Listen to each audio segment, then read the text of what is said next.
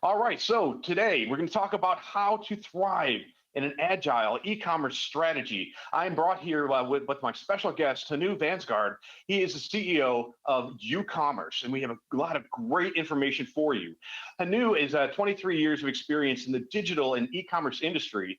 He was appointed CEO of an e-commerce platform provider with, obviously, with Ucommerce back in August of 2019.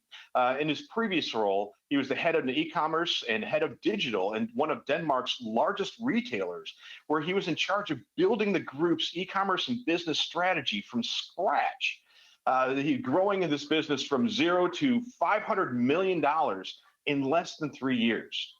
Ucommerce has been building commerce for over 10 years. They have over 3,000 implementations worldwide, and they really focus on connecting content and commerce together with a framework-first approach, providing with flexibility, extensibility, and it's seamlessly integrated with Sitefinity. So today what we're going to cover is the evolution of digital commerce. Where did it come from? Where is it going? There's a lot of movement that's been happening here in the past couple of years with COVID, or the past couple of months with COVID. And then Hanu's going to come in and really talk about how you rapidly expand your digital experience in digital commerce so that you can start taking advantage of what's happening out in the world, of how everything is now much more focused on digital, because this evolution has been occurring over time, but it's really been accelerated due to the circumstances that we've been seeing within the pandemic. And in fact, delivering exceptional digital experiences has become a key the competitive advantage to support businesses throughout this new normal. The push behind digital transformation is accelerating as companies conduct more business and engage with their customers only online. For many organizations, at the beginning of the path of digital maturity, the first step is really ensuring that you have the right infrastructure and the platforms and the processes to put in place that help you become efficient and productive and cost effective, and just enough to support your business challenges, and then also be able to meet your KPIs. Organizations that don't have these kind of platforms in place, they tend to support, they tend to have a lot of risk, in the risk of being disrupted, the risk of losing competitive advantage, the risk of losing customers, even loyal customers. And this continuously is being addressed over the evolution of business in the climate and the customers, due to their preference and due to the fact that we're so predominantly digital today. And so when we start taking a look at the need for digital commerce and how it's growing, and without a continuous investment and without a continuous investing and improving in the digital maturity, productivity and operational efficiency, these organizations, they have a difficult time facing challenges. And some of these challenges is the reliance on digital. Companies that have had historically relied on in-person interactions and in-person transactions now have to drive and connect to key personas digitally.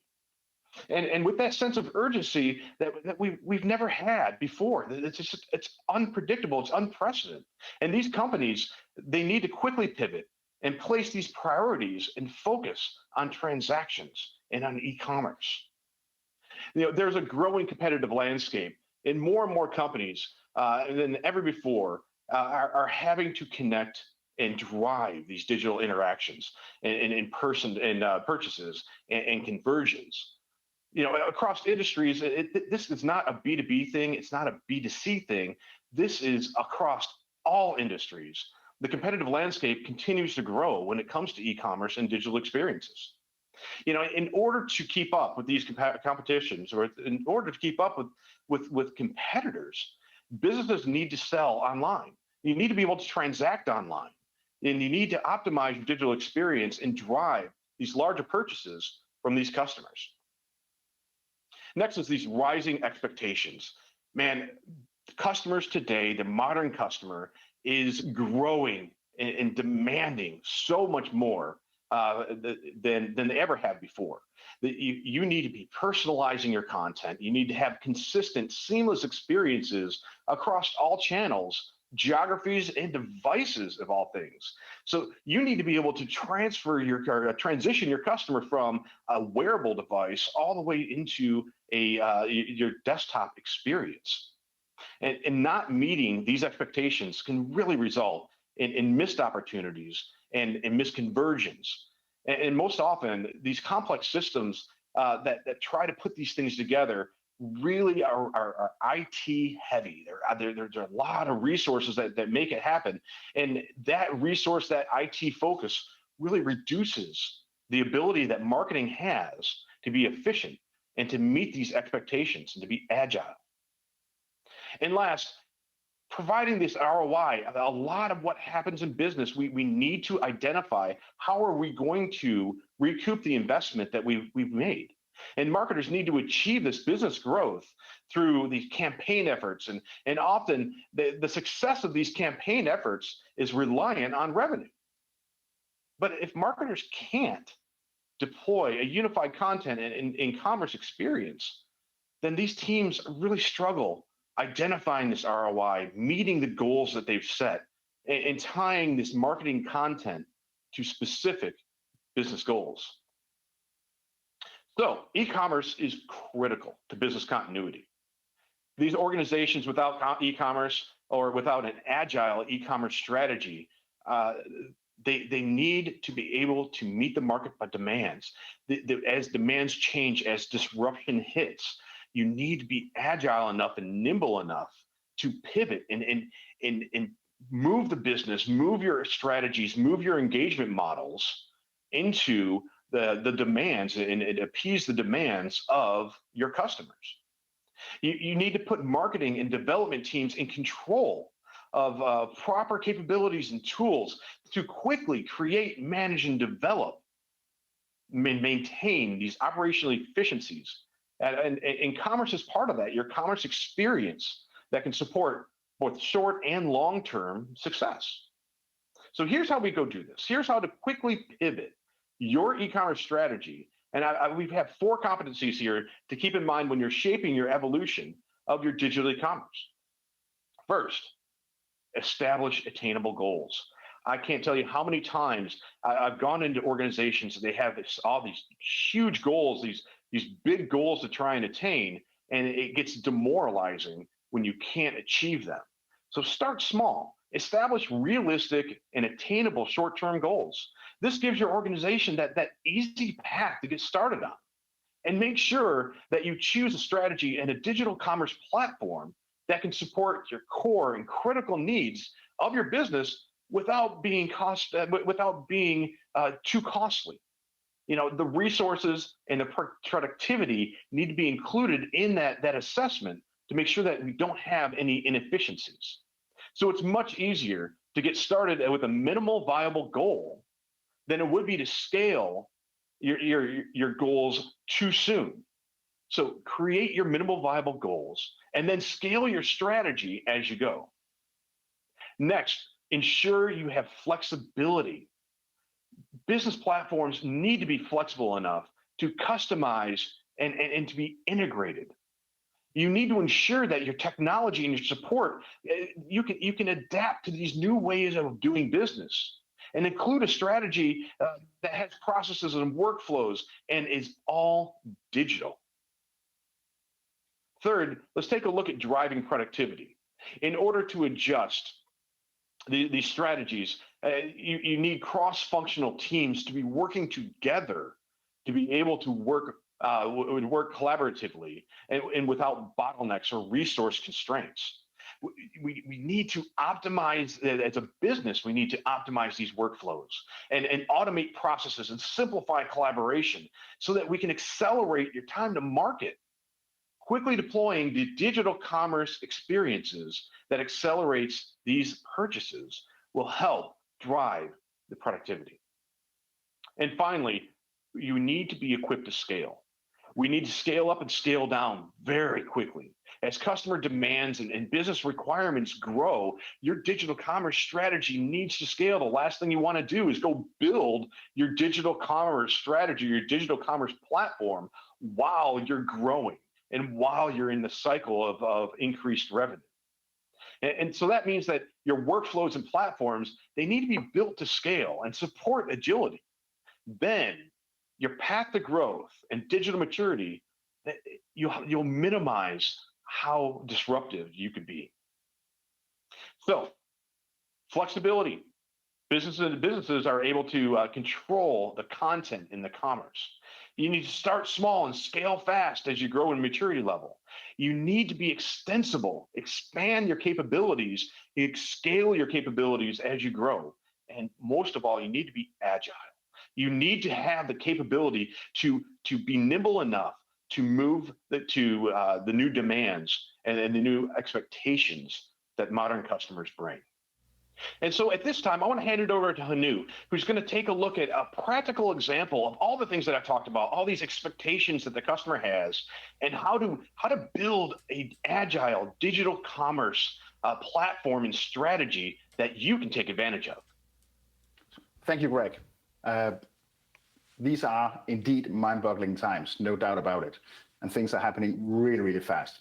So just to kind of reiterate and frame my part of the webinar, I always have three headlines to frame what we're up against here. First of all, digital is not an option. You don't get to choose if you want to be a digital company or not. The world has chosen for you. The business environment already chose you to be a digital company. It's only about the timing that you can. It's only the timing that you can control. Second, succeeding with digital transformation is a prerequisite for long-term survival power. No, it won't kill you tomorrow, but if you look 6, 7, 8 years from now, and if you look at the speed of transformation that Greg touched upon, I would be worried, to say at least. Second, I might be biased because I'm an e-commerce guy, but e-commerce is center of gravity of the digital transformation. It's impacting all parts of a company's value chain. And you might be a brand that today you don't sell online, but you will. At some point you will. Maybe it's not your core assortment or your core services. Maybe it's merchandise. Maybe it's fill-up products, whatever. E-commerce is the center of gravity, and it is complex because it's impacting every little bit of your value chain. So let me just dig into a practical example. Some years ago, I was head of e-commerce, as Greg mentioned, at a company called Dansk Supermarket. It's the largest, actually, retail in Denmark. Sadly, we didn't have a revenue of $500 million US. It was 500 million Danish kroner, still a lot of money in Denmark. So I had a lot of experience building up that business from scratch.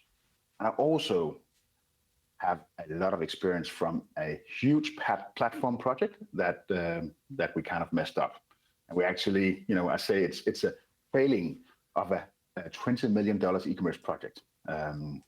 So some good stuff to share here. And I'm fully aware that you don't normally share your mess, but I do, because I think it's so important, and I see so many companies making the same mistakes as we did back in the days because of policy, because of lack of knowledge throughout the organization when it comes to e-commerce. And it's also about lack of respect for the complexity of e-commerce. So that's why I'm sharing some of these really important, few but very important things you need to take into consideration when you are on a digital transformation journey, either first gen or a second or third gen.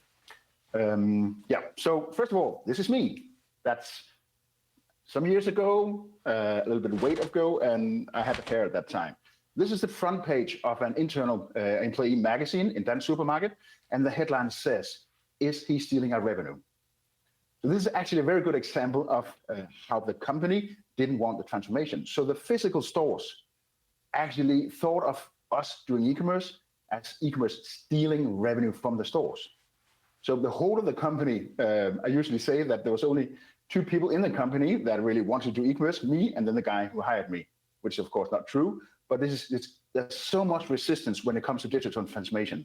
There's so many things you need to do different. There's so many processes you need to do differently. that there'll be a lot of resistance within the company, and that's really important to have that in mind. Back in the days, we were to build a generation 2 e-commerce platform, because we started up the e-commerce business and we had huge growth numbers from 9 to 50 to 320 million, like in very short time. And our platform couldn't cope with those amounts of traffic and the share volume of that business. So we decided we need to have a platform that can support the business now and also in the future. So I presented to the group CEO that I would like us to invest in a platform that can support our long-term e-commerce journey. It ended up with a project, an e-commerce project. Somehow it always ends up with being a project instead of a transformation journey. But it ended up with a project where the requirements from top management were, it has to support all brands. We had 5 brands at that time. It has to be able to handle all products and all product types. We sold, being a retailer, kind of general merchandise. We sold food, electronics. We sold greenhouses. We sold a lot of different stuff, and of course fashion. So the platform was to handle all those different kind of products and product types.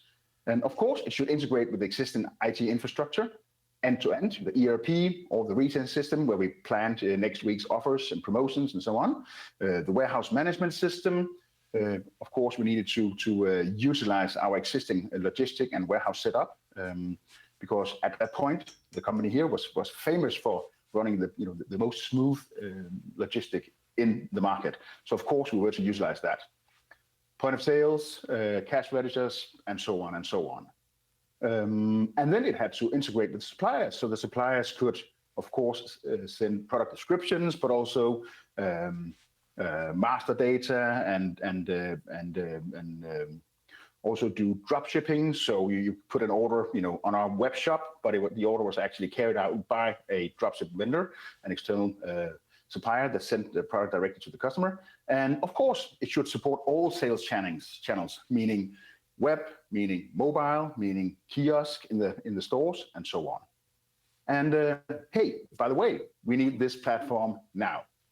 So this is us taking the first step on the, if you can say that the first part of the journey until this point was a minimum viable project, so to speak, and now we're going to do the real project. So our first generation of enterprise e-commerce here was all this. And I wanted us to be able to do this, because I thought this is the agent for the whole of the digital transformation. We have to do e-commerce right, so we have to find something that fits all aspects of doing e-commerce from this company's point of view. So we started out by choosing a platform. I don't know why. We always did that. The first thing we did was choosing a platform, and then we found the partner that should implement the platform. I won't mention any names here, but it was a huge enterprise e-commerce platform. We did that in January 12th, and then we spent a lot of time on requirements and scoping, workshop after workshop after workshop. And then October 12th, we started doing the actual implementation of the project. We did that for some months until May 13, because we went after a very quick launch. And we thought we made a minimum viable product or project. So we thought we kind of, moved fast. So already at May 13, we launched the website. And then it was chaos. Conversion rates dropped 80%. The load time for the front page was 45 seconds. We only had half of the number of SKUs that we wanted to have on the website, but still it couldn't handle this reduced amount of SKUs. It took more than 24 hours to sync the product data between the different environments. So actually, we couldn't sync our product database. It wasn't possible because the turnaround time was more than 24 hours. So it was a complete mess, to be honest. So in October, we kind of realized that this was going nowhere. So we made a business freeze, or code and business freeze. So now we'll stop developing on the platform, and we had a code review of the platform. And the result of the code review was that this is built completely in the wrong way because the implementation partner didn't know the platform well enough. They didn't have experience enough with this particular platform. So guys, you have to do a refactoring. So we had to refactor more or less all of the code. We started doing that January 14 and November 14. So that's 10 months later, we did the relaunch. And now the conversion rate was only 50% or down 50% compared to what we had on the existing platform that we were going to sundown. So that means that from January 12th to November 14, we created no business value. We just built tech, and we fought with building tech, and we fought with all the complexity that we planned to do, and we had no idea that we were into way over our heads. So actually, the disaster was that we create no business value. So back in 12 or 13, it was critical, it was bad, but we were a big company, and we could afford to fail, even in this scale. Had this happened today? Not so sure. I think in today's business environment, this would have been way more catastrophic. So, first of all, we only succeeded by pouring enormous amount of resources into the project. And actually so much that the business case after launching, because we have invested so much in the platform and in refactoring and in staffing up and putting more and more people into the project, the business case was it didn't work afterwards. So that was a couple of things. We lost 3 years of e-commerce development, and when I say e-commerce development, I'm talking about business. I'm talking about us learning how to do the things that Greg mentioned, how to work with conversion, how to work with, how do you plan your assortment, what kind of traffic do you need in order to sell what kind of products, and so on and so on. So e-commerce is an optimization game, and consider yourself a baby when you start out, and then it's a very steep learning curve. We lost more or less that learning curve because we focused all our time on a tech project. And afterwards, we couldn't scale the business because we still fought with a lot of legacy problems from this huge and complex platform project. So, what if the company had been a smaller company, or if this would happen today? What would the result be? That's scary to think about. I wake up sometimes during night and say, "Oh my God, what if?" So some of my most important learnings, trust me, those 3 years. Normally, I say that's the equivalent of a 20-year career. I learned so much in 3 years because we did all these things and we made so many mistakes. So there are thousands of takeaways, thousands of learnings. But if I am to boil down my learnings into some very key takeaways when it comes to the platform part of business, there's a lot of stuff about culture and lack of buy-in from top management and so on. I could talk about. I would love to talk about that some other day. But in relationship with the platform, these are my key takeaways. First of all, what we did, we said all the existing processes we had in terms of logistic, procurement, service, returns, and so on. We took the existing processes and then we kind of ignited them. What I would do now is to go back and rethink and review those processes. So instead of shaping the platform around the processes, I would look at the processes and I would rethink them in today's in the light of today's business environment. So that's the most important thing.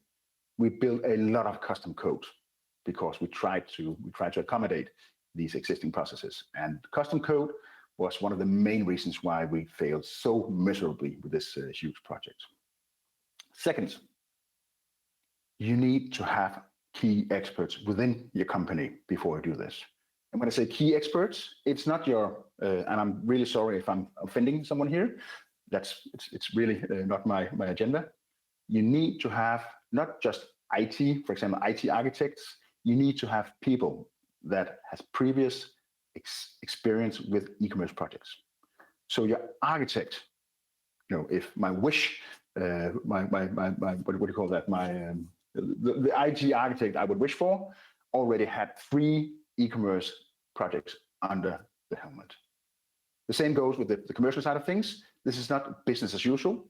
E-commerce or digital in general it's a completely different monster.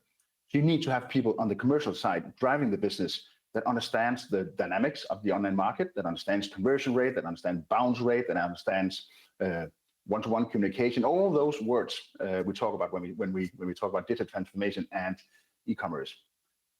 You need to have some guys that are really sharp on user experience, and then of course also on the logistics part. So before commencing a huge e-commerce or digital transformation project, find out what are the key experts we need to have with actual previous experience, and then you can start out the project. Doing it with existing knowledge is dangerous. That's what we did. And then a very important part here, you need to identify where you are in your digital maturity. Digital is all about maturity. I'll touch that in a second on a slide on itself. And then lastly, when it comes to the platform. So I started out by saying that why did we start out by choosing the platform? We should have done it differently. So it's not the platform is not important. It is, because the right platform or the wrong platform, that can make or break. But the platform you choose, it needs to be flexible. Flexible. That's the most important word you heard today, flexibility. So that's one thing. And you also need to invest in scalability, because e-commerce, from a business point of view or a commercial point of view, the revenue can come in slowly in the beginning, but when the revenue starts coming, it will grow exponentially. I've never seen anything else than that. So if you do e-commerce right, it will scale exponentially. So you need to invest early in scalability. Some of the things we did was to just onboard a lot of people in customer service, onboard more people in the warehouse and so on, in order to scale our manual processes. But that's just a cost driver. And it will break your business case if you have to hire too many people that do manual work. Let's talk about maturity for a couple of minutes here. So this is a maturity ladder. You can see the y-axis is about capabilities / maturity, and the x-axis is time. So if you do what we did, we tried to take a huge step in terms of maturity.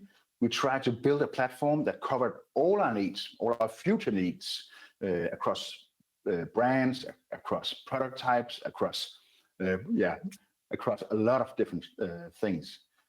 You will fail. You cannot force maturity when it comes to e-commerce or digital transformation. So even though the CEO is impatient, and he should be in a hurry, and you should be in a hurry,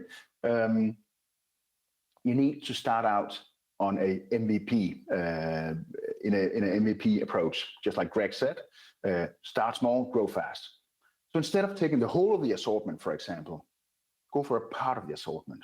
So we should have started out with, for example, let's just say, just to give an example, that would be a garden furniture, and then go deep within that category. Make sure that we understand what kind of product descriptions do we need to sell the product, what kind of images, what kind of content do we need to sell those products? Because you cannot sell products without content. That's also why our headline and the cooperation we have with the Progress, which I'll talk about soon, is content and commerce connected.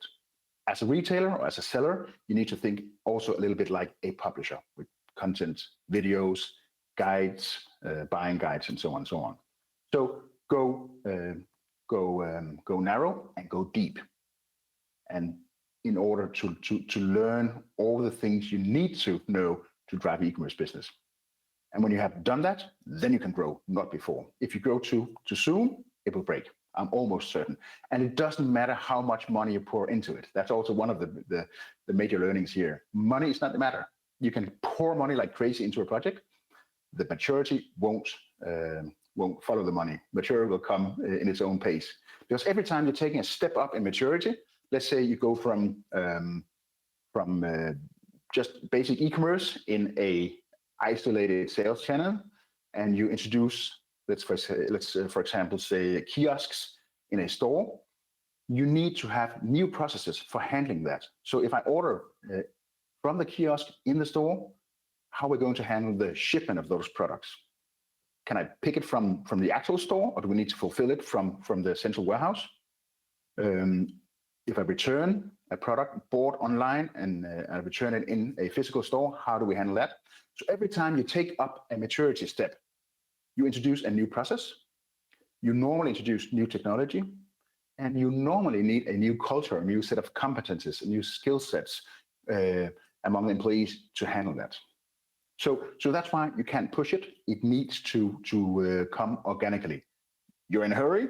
You need to invest a lot of money into it. You need to make some quick decisions, but you can't force it. That's really the most important learning here. So find your minimum viable project, do that properly, and then scale.